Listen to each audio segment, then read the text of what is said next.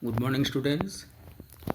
So that day we discussed up to page number 5 of Mother's Day, and up to page number 5 we found that Mrs. Pearson, who is very nervous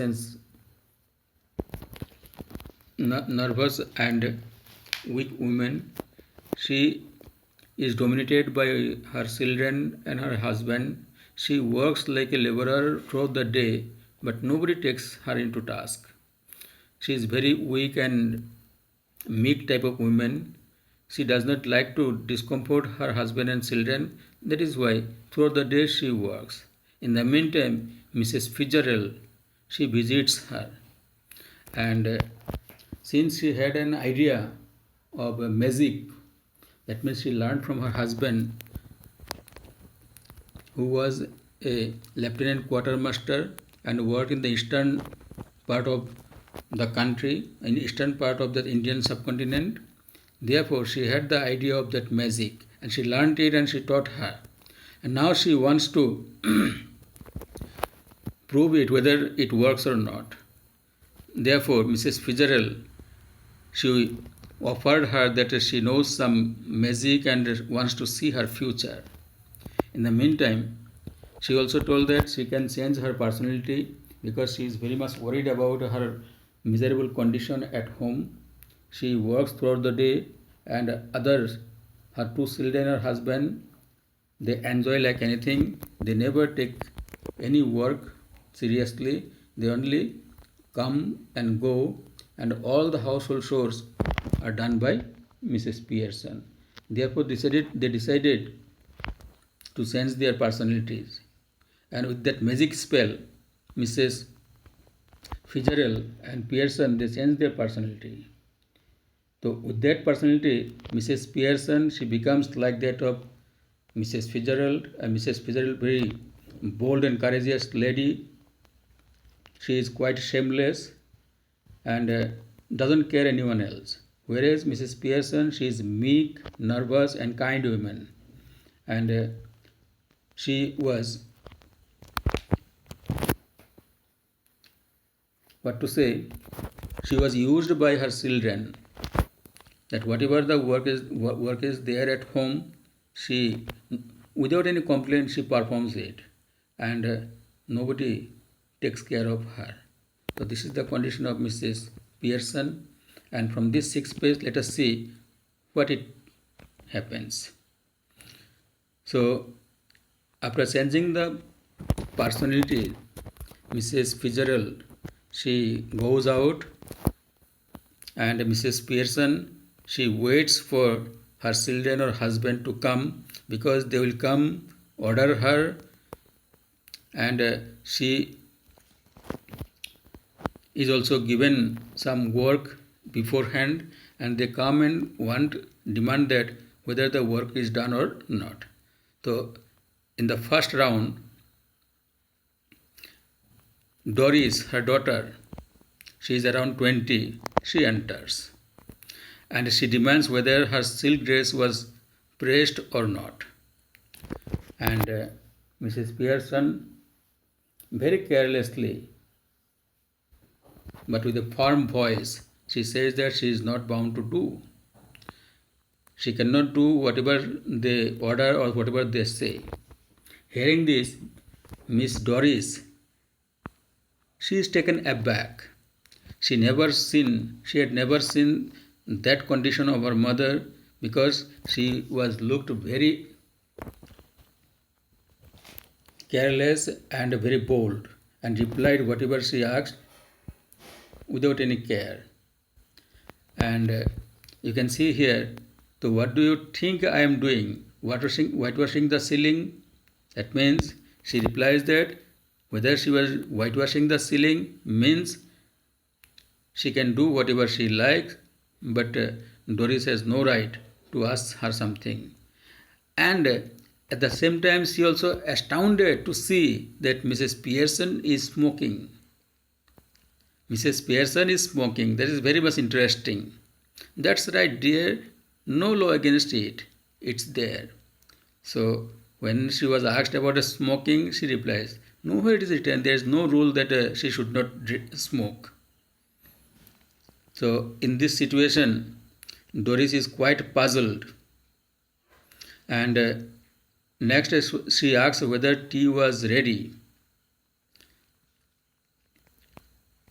And angrily she asks her whether tea was ready. Mrs. Pearson replies, "Yours isn't. I have had all I want. Might go out later and get a square meal at the Clarendon." So hearing this, Doris is quite surprised because she never heard her mother saying like that. The next page,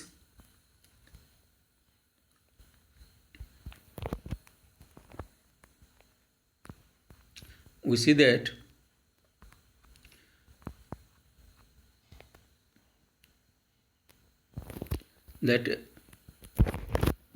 Miss Doris, she is quite surprised and she is astounded seeing her condition. That means her mother, she is smoking, she is talking in a nonsense manner, and she wants to know what was the matter. In reply, Mrs. Pearson says, "Don't be silly." And quite indignantly, "It is not me that's being silly. And I must say it's a bit much when I have been working hard all the day and you can't even bother to get my tea ready." Means she demands that Doris works throughout the day, and her mother, she does not that much of common sense that she should not make a cup of tea. "Did you hear that I said about my yellow silk?" Again she reminds her about that yellow silk dress. "No, don't you like it now?" "I never did."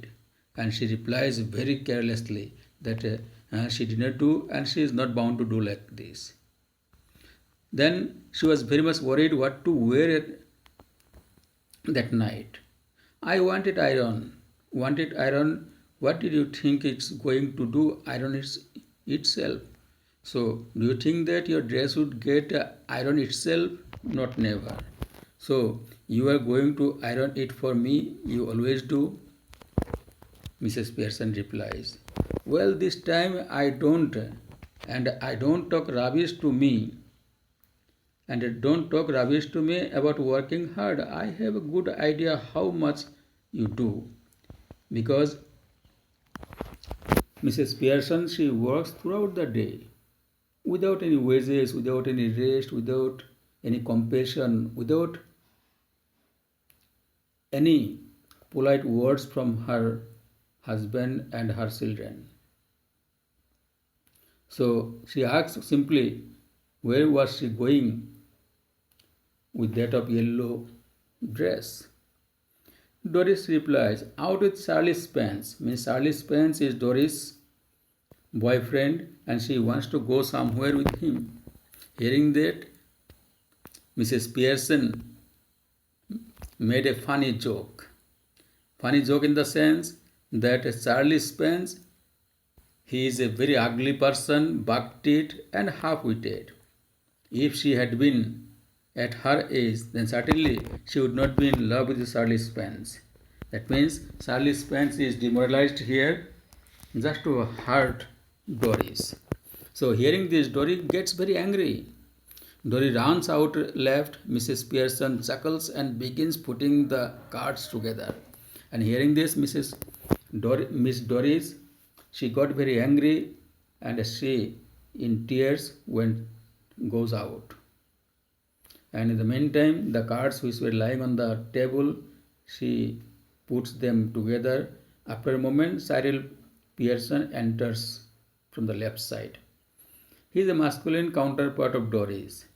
His character is also like that of Doris, but he is a boy.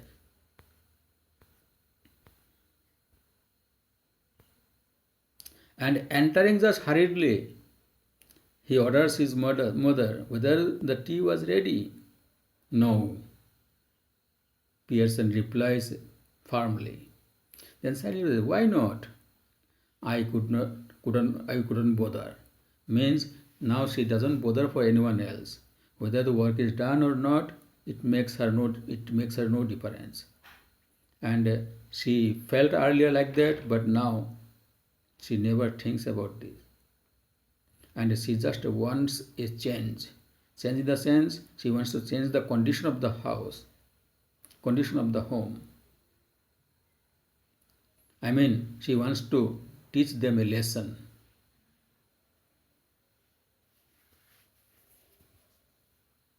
So Cyril is about to go out when Mrs. Pearson's voice checks him. Mrs. Pearson, I have plenty of time. Yes, but I haven't got a busy night tonight. Did you put my things out? So Cyril has some work that night, this night, and wants that her things should be taken out, and if any mending or repair is required, she should do.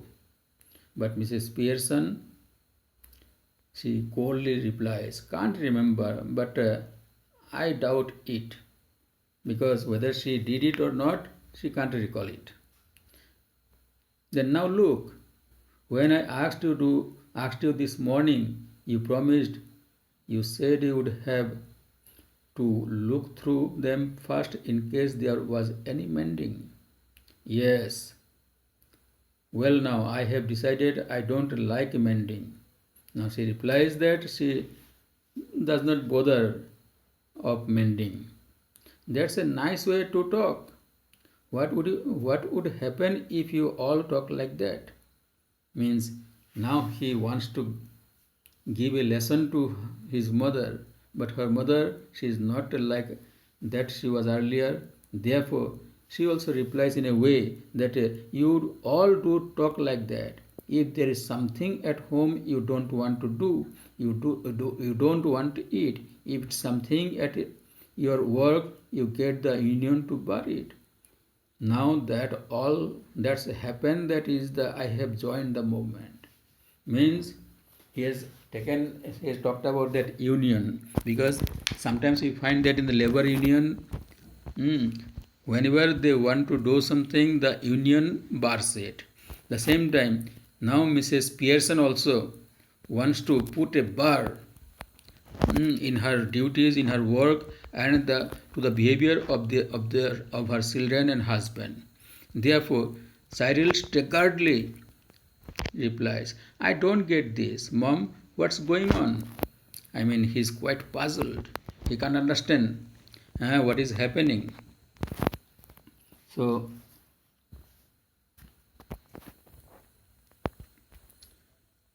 Mrs. Pearson, with a laconic and sinister sense.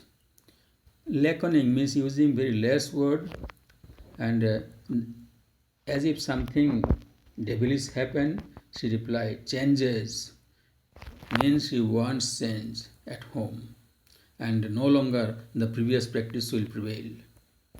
Doris enters left. She is in the process of dressing and is now wearing a wrap. She looks pale and red eyed. She looks pale and red eyed because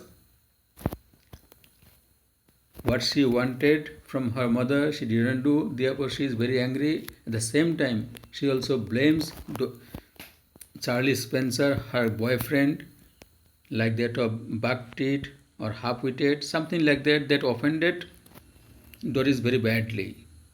Then Mrs. Pearson, "Now you look terrible. I wouldn't wear that face even for Charlie Spence." And you look very miserable, Doris. And that face even for Charlie Spence. That means you are going to meet Charlie Spence. So would you like to go with that face to with the Charlie Spence? Oh, shut up about Charlie Spence. And anyway, I am not ready yet, just dressing.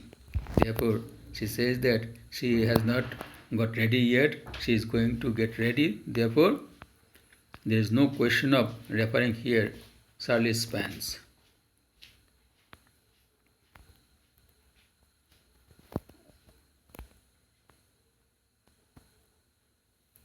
So here in this space,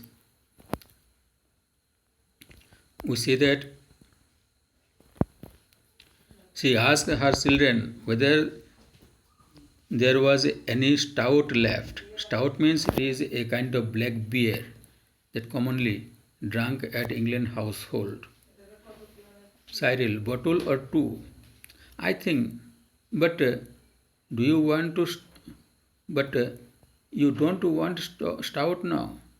That means stout you do not drink. You do not need it, Mrs. Pearson. I do.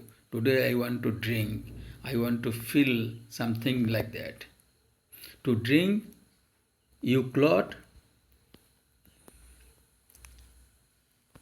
So when Cyril asks about what for, then Mrs. Pearson replies, to drink, you clot.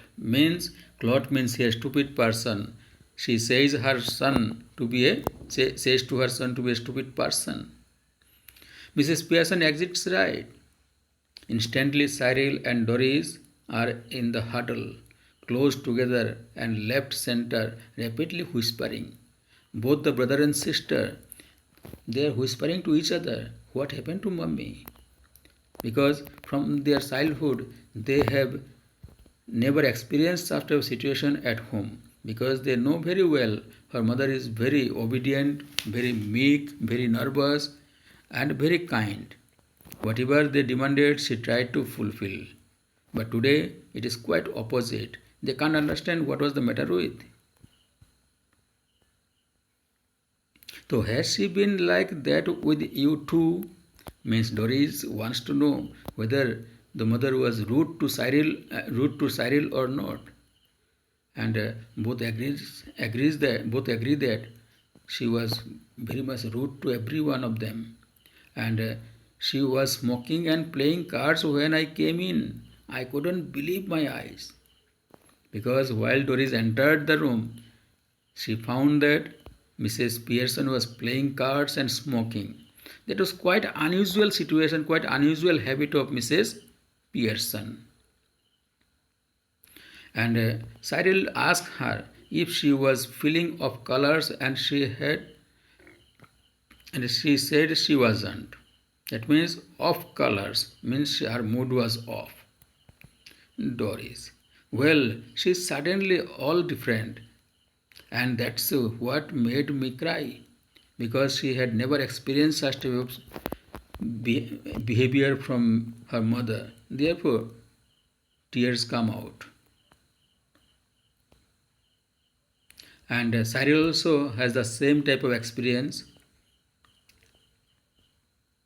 and both of them are quite in a fix. And Cyril discussed the same with his sister, and can't find out any reason behind this. The next page, Mrs. Pearson enters right, carrying a bottle of stout and a half-filled glass. Cyril and Doris try to stop their guffawing and giggling, but they are not quick enough. Mrs. Pearson regards them with contempt. So here, guffawing means laughing or laughter. That means seeing their mother coming out with a stout and a glass of half-filled stout, they find it very much amusing. They are giggling, laughing, and they want to stop her. But Mrs. Pearson regards them with contempt. Mrs. Pearson blames them for that. Mrs. Pearson now coldly replies, you two are always talking about being grown up. Why don't you both try for once to be your age? Means she wants to say that they have grown up, but they have not grown up with their age. Still, they don't have their common sense. They can't understand the actual needs of the home. They never feel that their mother should be helped. She should be shown some sympathy, but nobody does so.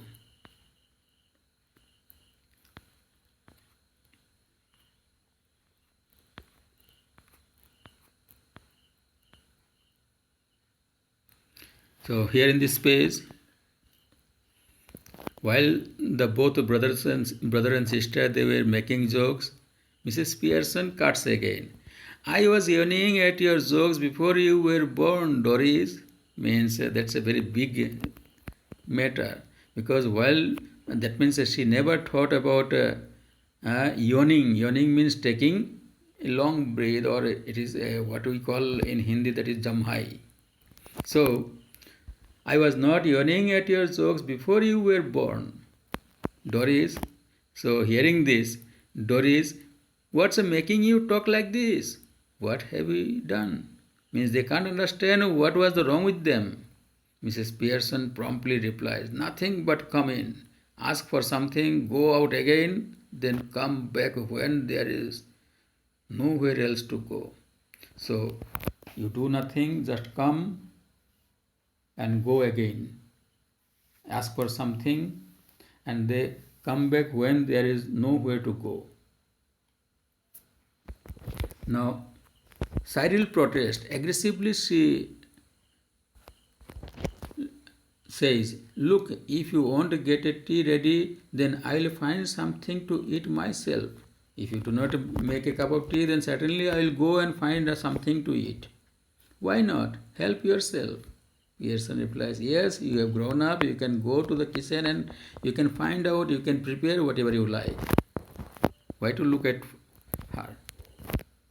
So Cyril says, I think it's a bit thick. I have been working all day. Same here. Because they demand that they work hard, but they have never thought how much work their mother does at home. So Mrs. Pearson says, I have done my 8 hours, means she works complete 8 hours at home. That's different. Of course it is. Then Pearson calmly replies, it was, now it isn't 40 hours a week for all now. Just watch it at the weekend when I have my 2 days off. Now she replies that she will work 40 hours per week, and last 2 weeks, during the weekends, she would take off. She would not do anything at home. Whether they eat or not, no matter, but she is not going to do anything. Doris and Cyril exchange alarmed glances, means they are surprised and look at each other. Then they stare at Mrs. Pearson, who returns their look calmly. Mrs. Pearson, she is very calm and quiet. She is in a very grave mood. Then Cyril says, must I grab something to eat? Look as if I'll need to keep my strength up. So she wants to eat something, therefore she moves to the kitchen. Doris. Moving to the settee. Settee means a kind of sofa, that means a loose type of made of cloth, etc. So, Mummy, you don't mean you are not going to do anything on Saturday and Sundays? Means they are worried to hear that Mummy was not going to do anything during Saturday and Sunday. Mrs. Pearson says, no, I wouldn't go for that far. I might make a bed or two and do a bit of cooking as a favor.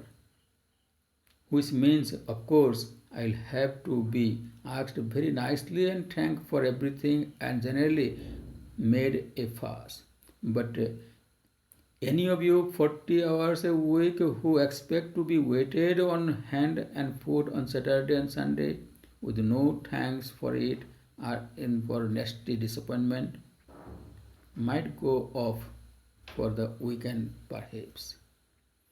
So Mrs. Pearson, she is very angrily says that she works for 40 hours in a week, and whatever they want she try to fulfill, but in return she does not get even a word of sympathy or thanks.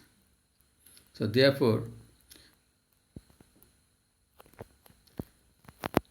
she is not going to work during the Saturday and Sunday, and because she does all the day.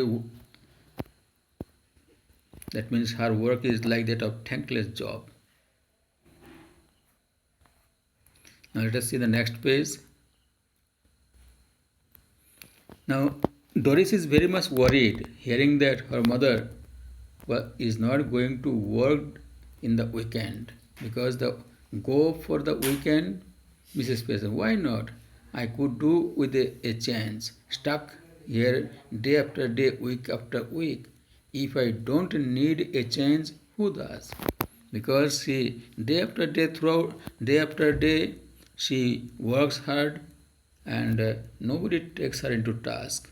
Therefore, she wants a change. But where would you go? Where would you go with? They want to know where she will go. That's my business. You don't ask me where you should go and why should you go with do you? So they never say to their mother where they were going, what is the work they do.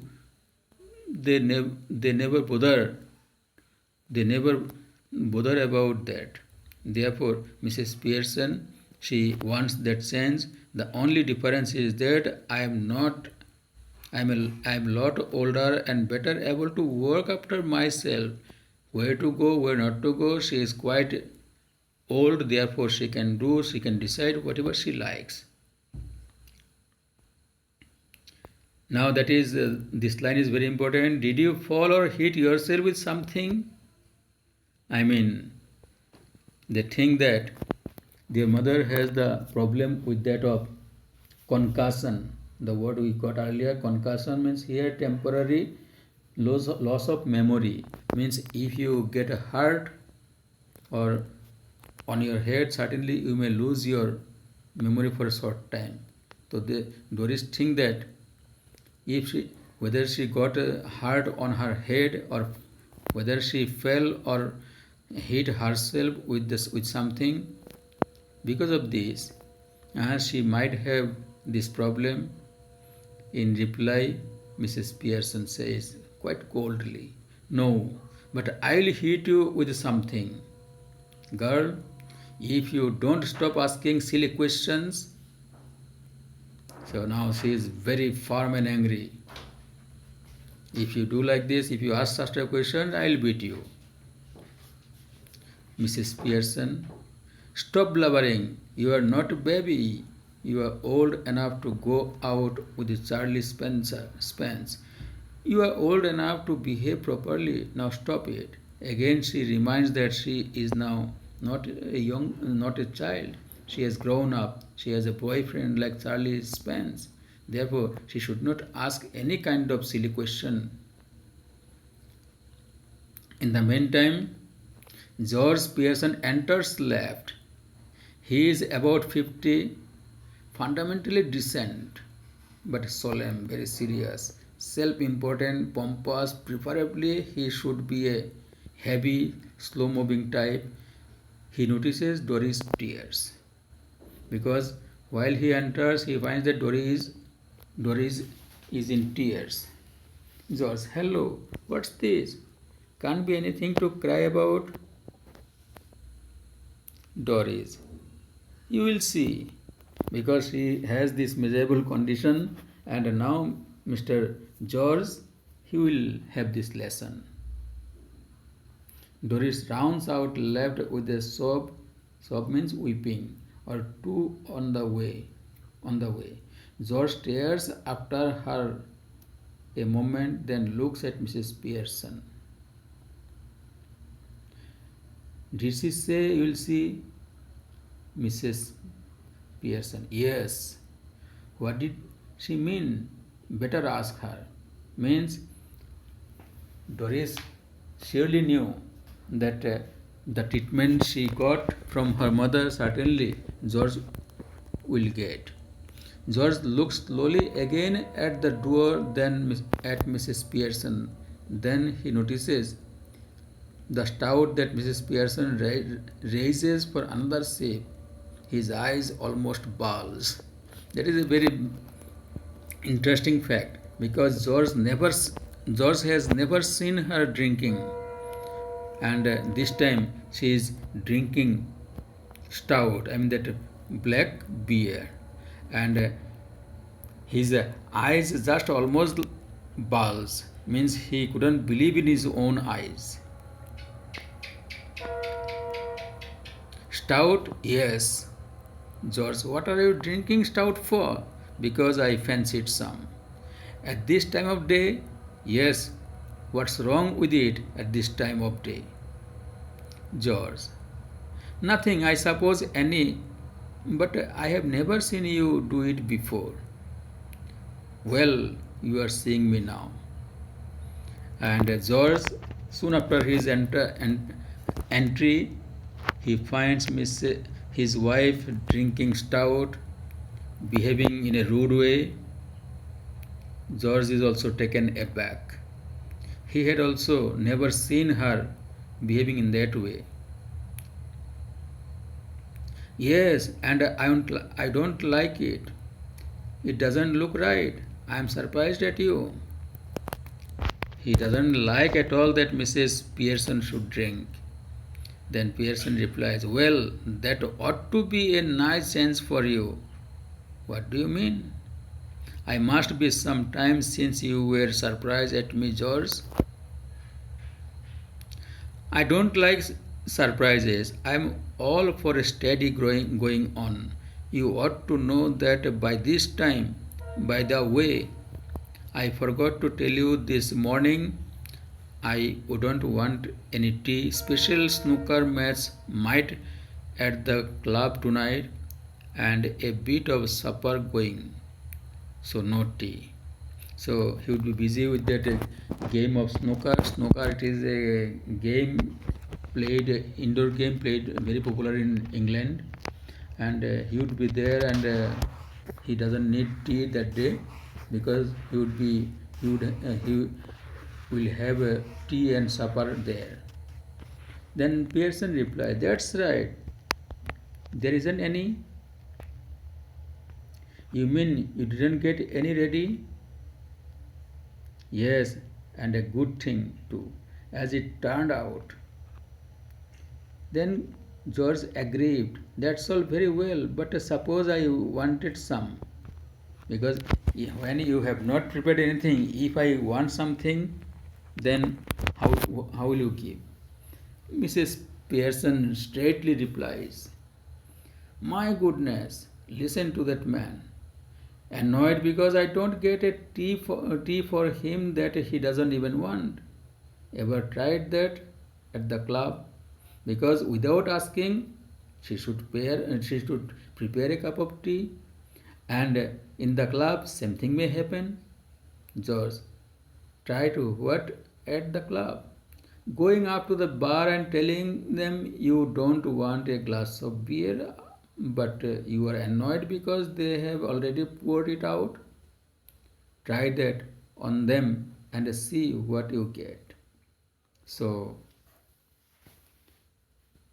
he compares the incident with the pack of beer, because when he has not asked for any beer from the club, but a glass was filled with a beer just offered him. It is like that.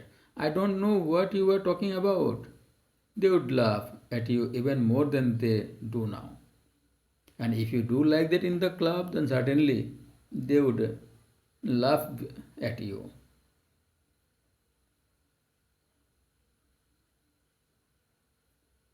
So George indignantly laugh at me. They don't laugh at me. Pearson replies, of course they do. You ought to have found that out by this time. Anybody else would have done. You are one of their standing jokes, famous. They call you Pompey Ompy Pearson because they think you are so slow and pompous. And Mr. George, he never knew that the members of the club, they make fun of him. He has become a laughingstock over there. At the same time, they call him Pompey Ompy Pearson. George is not interested in the paper, and he has got surprise. Never, I am not said like this. Mrs. Pearson replies, it's always beaten me why you should want to spend so much time at place where they always laughing at you behind your back and calling your names, leaving your wife at home night after night instead of going out with her, who doesn't make you look fool. And here is the important point in the sense that George Pearson, he spends almost all time in the club where he is not desired, where he is not wanted. His wife remains at home quite alone, and he spends his time in the club. That means here he doesn't take care of his wife. Then Cyril enters, right, with a glass of milk in one hand and a thick slice of cake in the other. George, almost dazed, turned to him appealingly. Here, Cyril, you have been with me to the club once or twice. Why they don't laugh at me and call me Pompey Pearson, do they? Means he wants to get the certificate from Miss Cyril that whether they laugh at him or not. But Cyril, she is in a fix. She is in dilemma. What to say? Because, well, yes, Dad, I am afraid they do. Cyril also replies that yes, the members in the club, they also make fun of him. They also make him a laughing stock. George slowly looks from one to the other staggered. He is taken aback. He never knew that members in the club, they make fun of him. So George exits, left slowly, almost as if somebody had hit him over the head. Cyril, after watching him go, turns indignantly to Mrs. Pearson. George leaves and Cyril looks at Mrs. Pearson. Cyril, now you shouldn't have told me that, Mum. That's not fair. You have hurt his feelings, mine too. In reply, Pearson says, sometimes it does people good to have their feelings hurt. The truth oughtn't to hurt anybody for long. If your father didn't go to the club so often, perhaps they would stop laughing at him. So, because unnecessarily he goes to the club without any work, therefore they make fun of him. If he stops going over there so often, then certainly they would stop laughing at him. So, students, let us stop today. In the next class, we will continue. So, go through this lesson, and I think you have gone through the dramatic footage that I uploaded earlier. See that, play and enjoy. Thank you. Have a nice day.